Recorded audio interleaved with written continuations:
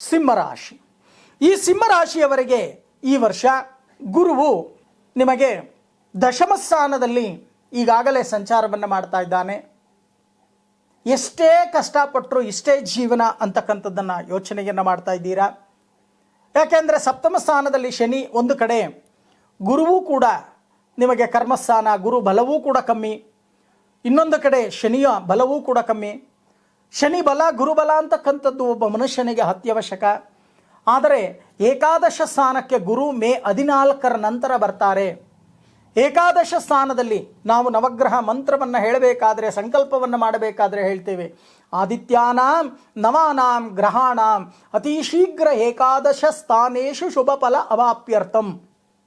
ಅಂದರೆ ಎಲ್ಲ ಗ್ರಹಗಳೇ 11ನೇ ಮನೆಗೆ ಬನ್ನಿ, ಅಧಿಕವಾದ ಸುಖ, ಶಾಂತಿ, ನೆಮ್ಮದಿ, ಸಂತೋಷ, ಆಯಸ್ಸನ್ನು ಕೊಡಿ, ಆರೋಗ್ಯವನ್ನು ಕೊಡಿ ಅಂತ ಹೇಳಿ ಪ್ರಾರ್ಥನೆಯನ್ನು ಮಾಡ್ತೇವೆ. ಹಾಗೆ ಏಕಾದಶ ಸ್ಥಾನಕ್ಕೆ ಗುರು ಅಂತಕ್ಕಂಥವರು ಬರ್ತಾ ಇದ್ದಾರೆ. ಆ ಗುರು ಪೇಚಿಯ ಸಮಯದಲ್ಲಿ ವ್ಯವಸ್ಥಿತವಾಗಿ ಅವರನ್ನು ಬರಮಾಡಿಕೊಳ್ತಕ್ಕಂಥ ಶಾಂತಿ ಪೂಜೆಗಳನ್ನು, ಸತ್ಕಾರ್ಯಗಳನ್ನು ಮಾಡಿ, ಷೋಡಶ ಉಪಚಾರಗಳನ್ನು ಮಾಡಿ, ಸತ್ಕಾರ್ಯಗಳನ್ನು ಮಾಡ್ಕೊಳ್ತಕ್ಕಂಥ ಕೆಲಸವನ್ನು ಮಾಡಿ ಬರಮಾಡಿಕೊಳ್ತಕ್ಕಂಥದ್ದು ತುಂಬ ಉತ್ತಮ. ಇನ್ನು ಶನಿ ಅಷ್ಟಮ ಸ್ಥಾನಕ್ಕೆ ಪ್ರವೇಶವನ್ನು ಮಾಡ್ತಾನೆ. ಈಗ ಸಪ್ತಮ ಸ್ಥಾನ, ಆದರೆ ಅಷ್ಟಮ ಸ್ಥಾನಕ್ಕೆ ಶನಿ ಪ್ರವೇಶವನ್ನು ಮಾಡದ ಮೇಲೆ ಇನ್ನೂ 7ರ ಶನಿ ಅಂತಕ್ಕಂಥದ್ದು ಬಿಡುಗಡೆ ಆಗಲಿಲ್ಲ. ಇದರಿಂದ ಉದ್ಯೋಗದಲ್ಲಿ ಬದಲಾವಣೆಯನ್ನು ಮಾಡಿಕೊಳ್ತಕ್ಕಂಥ ಕೆಲಸ, ಅಥವಾ ಉದ್ಯೋಗದಲ್ಲಿ ಕಿರಿಕಿರಿ, ಇನ್ನೊಬ್ಬರ ಕೈ ಕೆಳಗಡೆ ಉದ್ಯೋಗವನ್ನು ಮಾಡಲಿಕ್ಕೆ ಹಿಂಸೆ ಪಟ್ಟು ಉದ್ಯೋಗಗಳನ್ನು ಮಾಡ್ತಕ್ಕಂಥದ್ದು, ಕೆಲಸ ಕಾರ್ಯಗಳನ್ನು ಮಾಡ್ತಕ್ಕಂಥದ್ದು, ಕೈಗೆ ಬಂದಿದ್ದು ಬಾಯಿಗೆ ಬರದೆ ಹೋಗ್ತಕ್ಕಂಥದ್ದು, ಇವೆಲ್ಲವೂ ಕೂಡ ಅನುಭವಿಸಲೇಬೇಕಾಗತ್ತೆ. ಜೊತೆಗೆ ಬುದ್ಧಿರ್ಬಲಂ ಯಶೋಧೈರ್ಯಂ, ಆ ಬುದ್ಧಿ ಬಲ ಅಂತಕ್ಕಂಥದ್ದು ಕಮ್ಮಿ ಆಗತ್ತಂತೆ.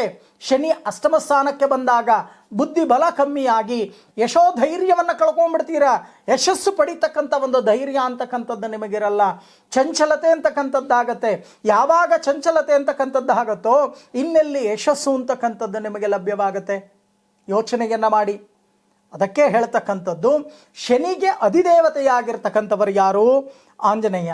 ಆಂಜನೇಯನನ್ನು ಪ್ರಾರ್ಥನೆಯನ್ನು ಮಾಡಿಕೊಳ್ತಕ್ಕಂಥ ಕೆಲಸ, ಜೊತೆಗೆ ಪ್ರತಿನಿತ್ಯ ಆದಿತ್ಯ ಹೃದಯ ಪಾರಾಯಣವನ್ನು ಮಾಡ್ತಕ್ಕಂಥ ಕೆಲಸ, ಉದಯ ಸೂರ್ಯನ ನಮಸ್ಕಾರವನ್ನು ಮಾಡ್ತಕ್ಕಂಥ ಕೆಲಸ, ಜೊತೆಗೆ ಪಕ್ಷಿಗಳಿಗೆ ಧಾನ್ಯವನ್ನು, ನೀರನ್ನು ಹಿಡ್ತಕ್ಕಂಥ ಕೆಲಸ, ಇಂಥ ಪರಿಹಾರಗಳನ್ನು ನೀವು ಮಾಡಿಕೊಂಡಾಗ ಸ್ವಲ್ಪ ಅನುಕೂಲಗಳು ಅಂತಕ್ಕಂಥದ್ದಾಗತ್ತೆ. ಎಚ್ಚರಿಕೆ ಇರಲಿ.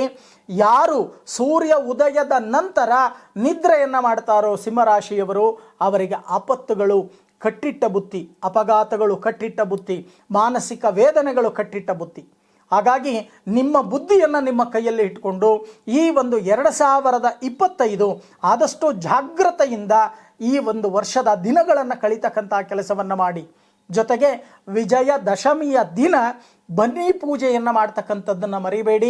ಬನ್ನಿಯನ್ನು ಎಲ್ಲರಿಗೂ ಕೊಟ್ಟು ಸಂತೋಷದಿಂದ ಮೊದಲು ದೇವರಿಗೆ ಅರ್ಪಣೆಯನ್ನು ಮಾಡಿ, ದೀರ್ಘದಾಂಡ ನಮಸ್ಕಾರವನ್ನು ಮಾಡಿ ವಿಜಯದಶಮಿಯ ದಿನ, ಆ ದಿನ ಬನ್ನಿಯನ್ನು ಎಲ್ಲರಿಗೂ ಕೊಟ್ಟು, ಹಿರಿಯರಿಗೆ ಕೊಟ್ಟು ನಮಸ್ಕಾರವನ್ನು ಮಾಡಿ ಆಶೀರ್ವಾದವನ್ನು ಪಡಿತಕ್ಕಂಥ ಕೆಲಸವನ್ನು ಮಾಡಿ. ಪ್ರತಿನಿತ್ಯ ಸೂರ್ಯ ನಮಸ್ಕಾರಗಳನ್ನು ಮಾಡುವುದನ್ನು ಮರಿಬೇಡಿ. ಇದು ಸಿಂಹರಾಶಿಯವರ ಸಂಪೂರ್ಣ ವರ್ಷ ಭವಿಷ್ಯ.